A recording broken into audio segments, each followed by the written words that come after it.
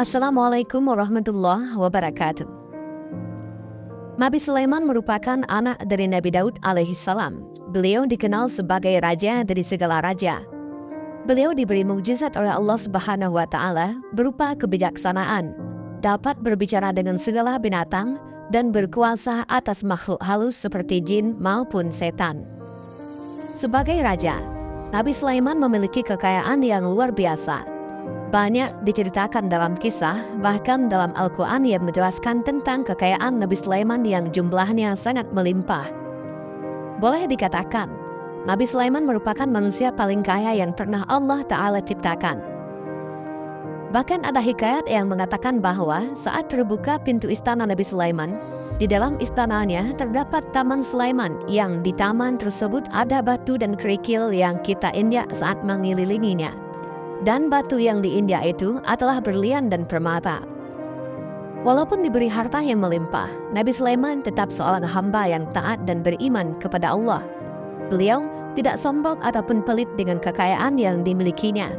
Bahkan, hingga suatu ketika, Nabi Sulaiman berkeinginan dan merasa mampu memberi makanan semua makhluk hidup di bumi ini, termasuk hewan di darat, laut, dan udara.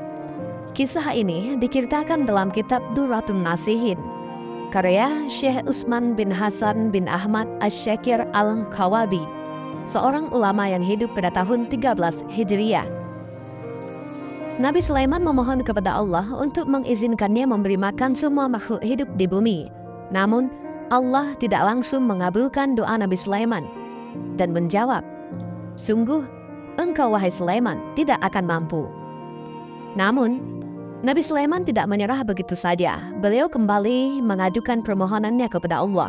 Hingga akhirnya Allah mengabulkan doa Nabi Sulaiman untuk memberi makan seluruh makhluk hidup di dunia saat itu.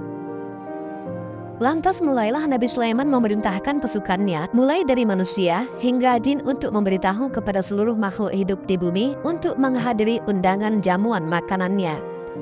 Menurut kisah, makanan yang disajikan Nabi Sulaiman memiliki panjang setara dengan 1 bulan perjalanan. Begitupun dengan lebarnya. Lalu Allah bertanya kepada Nabi Sulaiman, "Makhluk manakah yang akan memulai ataupun memakan hidangan yang kamu sediakan?" Nabi Sulaiman menjawab, "Mereka yang mendarat, di darat, dan di laut." Kemudian, dengan kekuasaannya Allah memerintahkan satu makhluk besar dari golongan ikan untuk pertama kali menyantap makanan yang disajikan Nabi Sulaiman. Alangkah terkejutnya Nabi Sulaiman ketika melihat ikan besar tersebut melahap habis semua hidangan yang sudah disediakannya.